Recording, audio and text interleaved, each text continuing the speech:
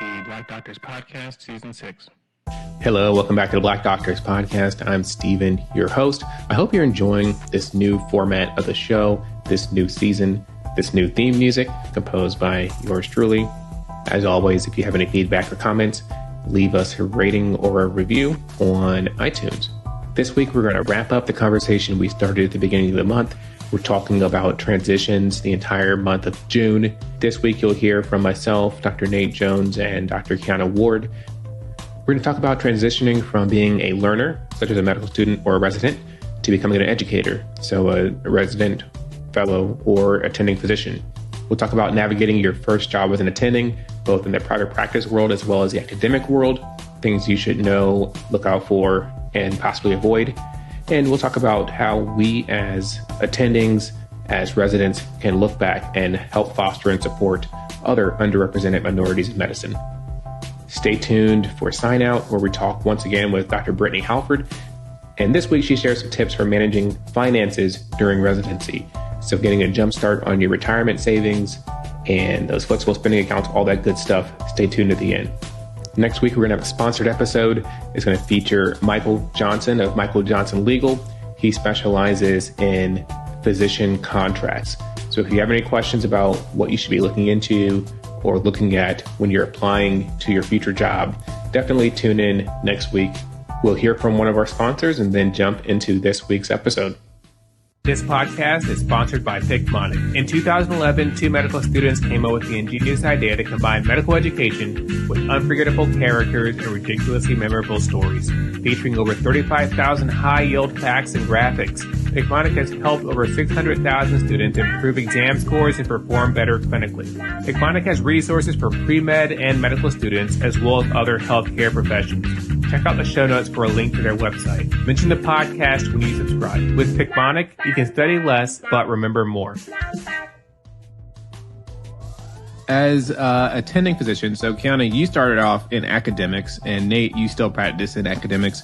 So how did you learn or navigate becoming an educator and really, having that huge responsibility of teaching residents, medical students? Nate, I know you had a little bit of that in fellowship, but Kiana, how did you transition into that role? I think part of it was innate. I have a large family that's full of educators, so I think it was probably always in me.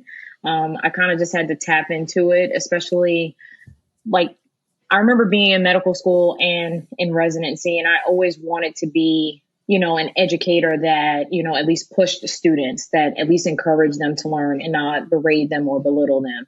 So I kind of tried to tap into the educator that I had always wanted, and tried to exude that. And, I do miss it. I think teaching is important.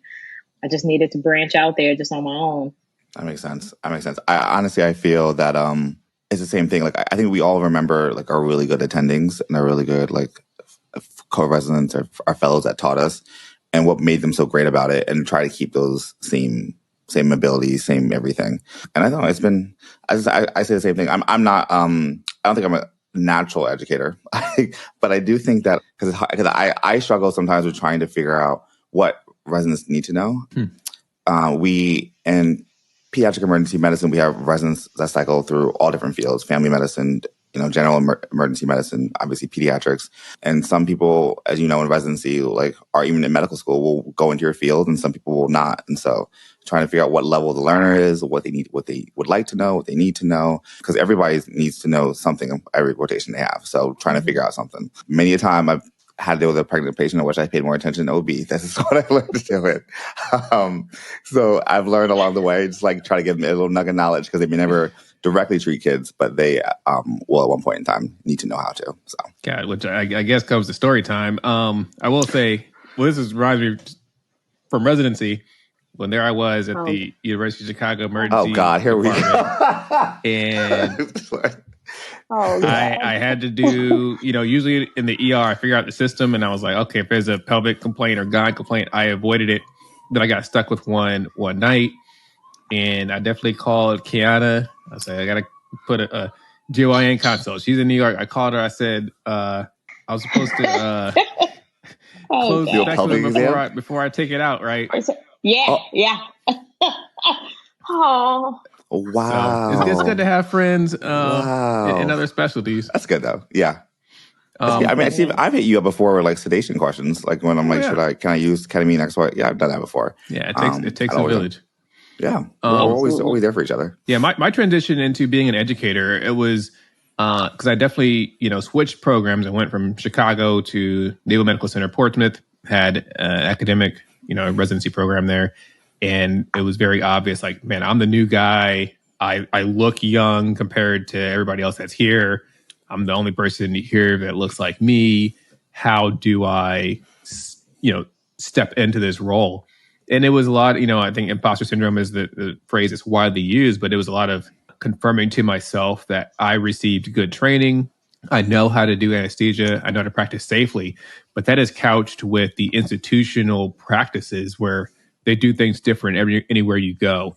And sometimes there can be like a lack of trust if you move to a new system. The residents are like, I don't know this person, and they practice differently. And it was almost like I had to prove myself, especially in the beginning, to show that, yes, I know what I'm talking about, and show my level of training and earn the trust of the attendings, residents, surgeons, especially. It's huge in anesthesia that you want your surgeons to really trust what you're doing. And it goes to show that even from day one of medical school, you're building that reputation for yourself. You're building a reputation when you step foot on the wards as a third-year medical student and a fourth-year medical student. You're building a reputation as an intern, and it doesn't change once you're attending. You want to be the person that your colleagues look to for advice, for help. So being present, being available, always being willing to lend a helping hand, especially in the beginning when you're establishing yourself. No, it's true. It's true. I think when you go to a new institution, I always wonder like if our white colleagues have to do the same thing. I imagine at some level, but probably not much more. But yeah, switch over to new. I mean, when you're a trainee, certain people expect you to be bits of your years. Like if you're a senior resident versus an intern, there's some baseline expectation. But I do think being a Black resident into a Black attending is definitely hard when you're in a new institution, especially if the institution is not a very inclusive in its environment and understanding of that everyone who has went through training should know what they're doing and should be okay. And we were hired because we know how to do that. But yeah, no, I think it's the biggest thing. I got my first month into my job. I had like at least 3 instances when I had to like explicitly state I know what I'm doing, and this is why I think we should do what we do. But I think you have to. That's what comes with the territory sometimes too. I think being a Black physician, like sometimes you can only beat yourself up so much for things that are not your fault. Like it's not imposter syndrome. I don't believe is something that's an individual's fault. That's largely because you're in a system and an environment which doesn't support you. And so, in a way of being radical is having the self-preservation to say like, no, I'm actually This is what we're gonna do. We have questions about it, we can talk about it, but like I don't think we need to have you ask me questions about like Versed versus Ativan, and I think I'm not trying to do all that. So like, and Kiana, you've since moved from academic medicine into private practice. Yeah, it's still technically private practice. It's owned by Wake Forest. Yeah, what has that experience been like? It's been amazing. It's been an amazing experience. The healthcare system, it works here. People love their job. And I think when people love their job, they're more productive at work. The nurses love the system. The doctors love the system. But what I appreciate about it is that if there's something that we feel doesn't work, they're very proactive about trying to find solutions to make that change. So like our post-call day, we prefer to have that day off versus go to clinic. So they're actively trying to hire mid-levels to take on more of the clinic responsibility. So we have our post-call days off. So I appreciate it. It's very different not having a, resident that, I do my cases. I either do them with another attending or with a PA that assists. So there are aspects of like, surgical skills that, you have to maintain. And I feel like, the responsibility of having to teach someone, isn't there, it's just Dr. Ward and her OR case and getting through her cases throughout the day. So I really like it. And to clarify, because you transitioned from an inner city hospital to now a community hospital in the South? Yeah, rural North Carolina. Yeah. Love it. I like it here.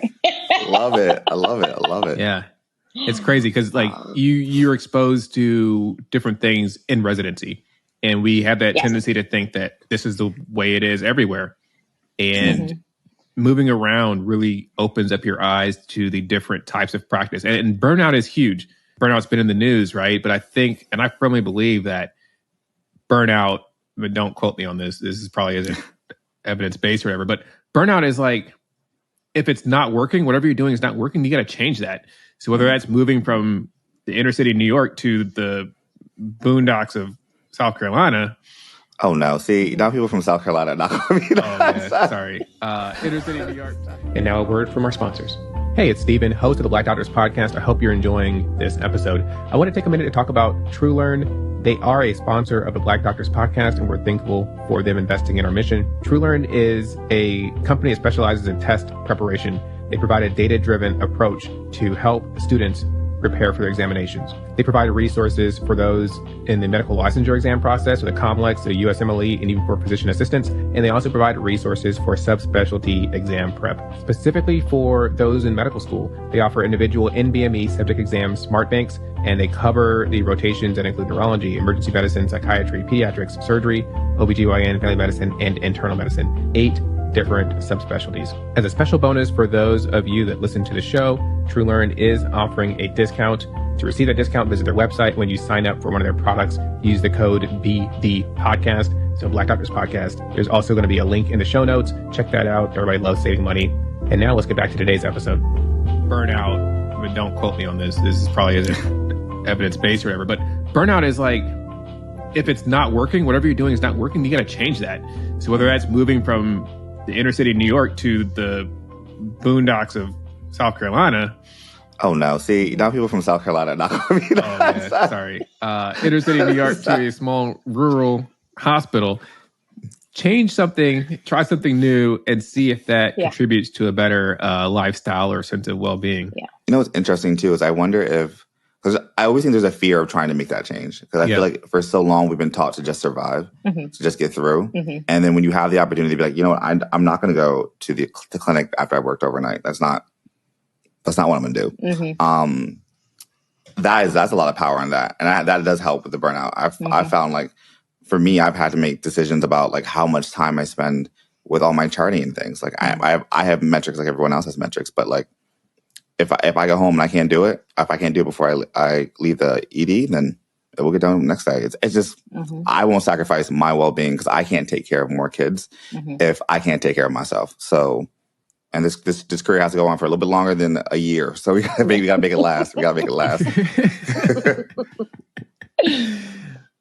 There was a feeling of, I'm kind of letting, I guess with leaving New York, I was kind of letting the community that I had trained, I went to Howard, so predominantly, African-American population, Brooklyn, Central Brooklyn, Afro-Caribbean patient population, and now moving to an area where I'm the minority in more rural North Carolina. There was an aspect of, I am kind of, I don't want to say letting down, but there was an aspect of that I had to kind of muster up and just say, I have to do this for my own mental health and my own well-being, that I need to step away from the academia at this time, because it became to be a little too much. Just because, the responsibility of teaching medical students and residents is not something that I take lightly. I need to, like, when you have that kind of role, you want to make sure that you are setting forth the best students and, the best providers. And, to be able to do that, I think, that can take a toll on anyone. Exactly. Yeah. You can't pour from an empty cup. You got to take care of yourself first. You touched on something that is so important as Black people in professions in medicine. We carry like the weight of our ancestors as a minority text, and we feel like we are solely responsible for increasing diversity in medicine. increasing diversity in obstetrics and gynecology, and that we have to carry this load. And in part, sure, there's a responsibility there, but it can very easily overtake who we are and completely throw our lives out of focus and out of kilter. And we've got to really protect ourselves and realize that, this is the only life that we get. And yes, you can have a significant impact on the culture and on the community in other ways. Mm-hmm. Yeah, I always say your simple presence in a predominantly white oppressive system is radical, right? The fact that you exist in a system that is not built for you to exist, yes, is a radical act. So don't take for granted the ability to just be present and just be there. Mm-hmm. And I think that's the biggest thing, and then you can build from there. Mm-hmm. Yeah, I wanted to kind of close by talking about, we kind of naturally came to this theme, diversity in medicine. We've talked about, or the literature is full of the leaky pipeline and how we lose medical students and residents and folks along the way. And I struggled with helping people. Like when I was a medical student, I was just trying to get through, so I couldn't really mentor. In residency, I was trying to get through. I couldn't really mentor as much as I wanted to reach back.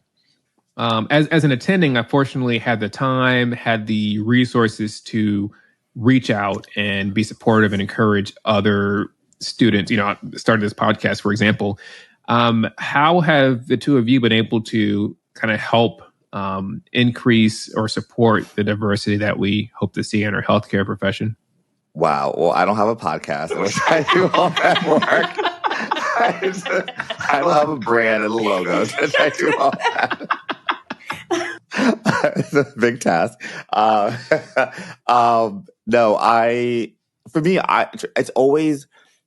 I am always grateful for those who came before me, who took the time to, and still take the time to mentor me. So if it's as easy as answering an email or a tweet, or having I've had random FaceTime conversations with people, versus long-term, longitudinal mentorship as well. It's whatever I have the ability to do, but also what I think is going to be helpful for that person. Because sometimes it may not be me that's the person that they need. Sometimes I can put them in touch with somebody else that may be a lot more useful for them. And they may not need a 3-year mentorship, or it may just be needing a 30-minute conversation about something. So I think just make yourself available. And I try not to be I'm so busy. Nah, I really just watched Netflix for the last 3 hours. I could have easily had a conversation with you about this, but it's okay. But Nate, don't sell yourself short, because you did earn a master's in public policy, and you are involved in pediatrics and policy work. Mm-hmm. Yeah, I think, so I'm also part of the section of minority health, equity, and inclusion at the American Academy of Pediatrics. And a lot of the work that we've done there has been looking at increasing workforce diversity, building it from there. And I think it's been helpful. I think, but also what my passion is, I don't think every single person who is a Black doctor should be, everyone needs to be a mentor, right? And some people may not be a great mentor, may not want to be a mentor, and that's okay too. We don't look at you a little crazy, but I mean, people give you a side eye. But it's and also not the Black, or even other marginalized provider should do diversity, equity, inclusion work. It's not, you're not being Black doesn't mean DEI work. But it also means you don't always have to be the one to do it. We need us in other spaces too. So I don't know. I definitely think I did a lot more mentorship where I was in Brooklyn, just because, I had access to a lot of different medical students. So, especially when students are coming through the rotation, definitely had more exposure, and everybody reached out to me. Just because, you're the clerkship director, you're the associate program director, how can you help with, my path through not just OBGYN, but other aspects of medicine? So students have definitely reached out, kept in touch with a few. Where I am now, I don't really have much access to medical students. They don't really rotate with us. I think more PAs do. But I'd be willing to continue mentorship if you have anybody that's interested in obstetrics and gynecology, because it's not easy. Programs are small, and, I definitely had a lot of people, especially in our class, that were trying to discourage me from going into the field just because of the lifestyle. So it'd definitely be great to hear from someone that's actually in the specialty. Yeah. And if you want to hear more about the specialty, you can go to season 1 of the Black Doctors podcast, where we have episodes that feature both Nate as well as Tiana. Stevie, you should be coming a check. All right. We gotta check everybody this episode. Everybody, Matt, Eric, we get checked. We go get checked. On that note, the talent's getting unruly. We're gonna call it quits. Thank you so much for joining us on this episode of the Black Doctors podcast. Special thanks to Italo Brown, Nate Jones, Kiana Ward. Hope you like this new format where we're going to really bring some incredible folks on so you can hear their voices and we can explore some of the tougher topics that we deal with as Black people in medicine or trying to get into medicine. So thanks so much for tuning in and listening to the Black Doctors podcast, because representation matters. Thank you so much. Music. Oh, where's the melodica? All right. And now it's time for Sign Out with Dr. Brittany Halford, host of the More Joy, More Wealth YouTube channel. This is not financial advice. Don't sue us. She's got an incredible wealth of information. Brittany, this month we're talking specifically to folks at a period of transition. So for the medical students that are transitioning into residency, what are some of the things that they should know with regards to setting up their finances? Thank you for having me. This is a key critical topic because there is a post that I have on my Instagram about mistakes that I made in residency. And I think oftentimes when we transition from medical school to residency, we have a perspective of we're really not earning money, I think. I don't know about you, but at least when I started when I started residency, everyone told me that, well, you're not really earning anything as a resident, but you are. If you think about the average income in America, right, we earn about $60K, I think now is the resident salary. I was happy to make money. Right. Yes. 60K was more than what many of my family members had earned. So you have to first start with that mindset that you are earning money. And no, it's not six figures, but it's still high compared to most Americans. Yes, you work hard. You work very hard. So when you balance that out, and spread it out amongst all of the hours that you're putting in, now it's not that much per hour, but you're still earning a decent salary. And so you have to position yourself to be a really good steward of that money.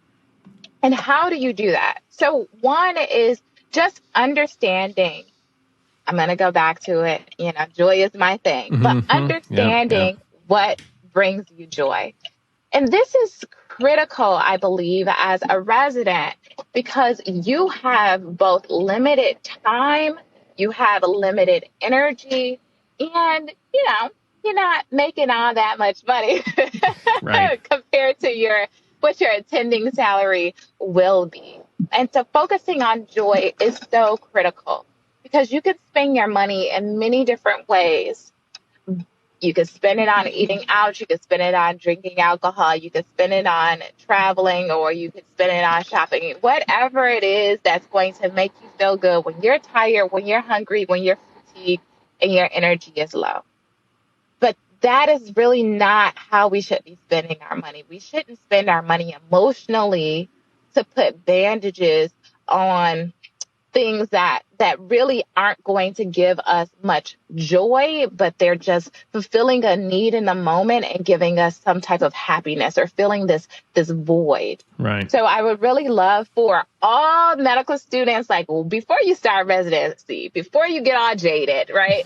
When you're in your best mood, write down really what brings you joy, because I want you to focus on those things in your finances. Then what I would love for everyone to do to set themselves up is to create an emergency fund, because things happen in residency. Unfortunately, I lost my brother And I took some time off from residency, and thankfully we had, finances in order. But what if we didn't? What if my family needed me to help to fill in that void? Yeah. And oftentimes we go into debt. We have more financial stress because we have not prepared for emergencies.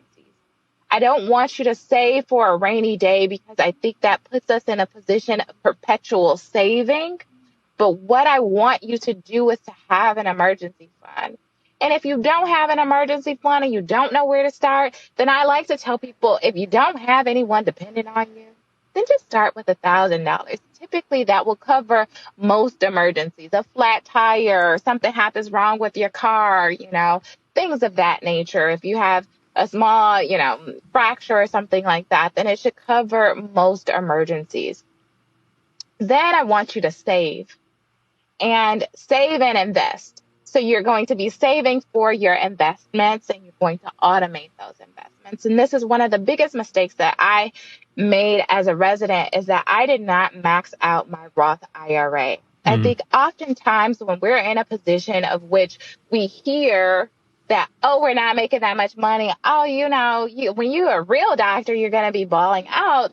Then you feel as if what you have is insufficient to build wealth.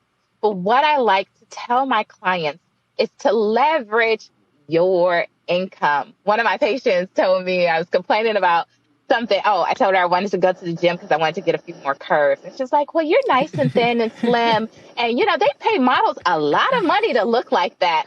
So basically she was telling me to shake what my mama gave me, to be blessed and really to enjoy what God has given me. And that's what I would tell the residents too, as you transition from a medical student to a resident, is to leverage the position that you're in. Because you're not making, quote unquote, a full attending salary, you are in a very position to invest directly into a Roth IRA. And when you become an attending, you're going to have to take the back door, which you can still get money into a Roth IRA, but it changes how you can utilize that money when you want it. And so I did not max out my Roth IRA every year when I was below the income limit to take the front door via a contributory Roth. So those are the key things that I think medical students abroad can really start to implement, like day one after you graduate. All right, I'm going to get my emergency fund. I'm going to write down what brings me joy. And I'm going to create a strategy to max out my Roth IRA every single year. Yeah, that's fantastic advice. And you've been on the show before. I definitely made a lot of mistakes along the way. So I'm so glad you're there to help keep other people from making those mistakes that we made. Yes, awesome. Thank you for this segment. I mean, this is great to have this information. I wish I had it. Yes. Awesome. Thanks for joining us again. If you want to learn more, check out the More Joy, More Wealth YouTube channel, or follow Brittany Halford on Instagram. I'll put links in the show notes. Dr. Halford, thank you so much for joining us. Thank you for having me. The Black Doctors Podcast is a volunteer passion project that is building a community and inspiring current and future Black physicians and healthcare workers. If you enjoy listening, please tell a friend about the show and share a link on social media. We are a small team and can use your help. You can find us online at theblackdoctorspodcast.com or visit us on Instagram. Tune in next week for another episode of the Black Doctors Podcast, because representation matters. Original music and audio editing by Dr. Stephen Bradley. Special thanks to Creative Director Dr. Nate Jones, and to our panelists and contributors, Dr. Italo Brown, Dr. Kayana Ward, and Dr. Brittany Halford.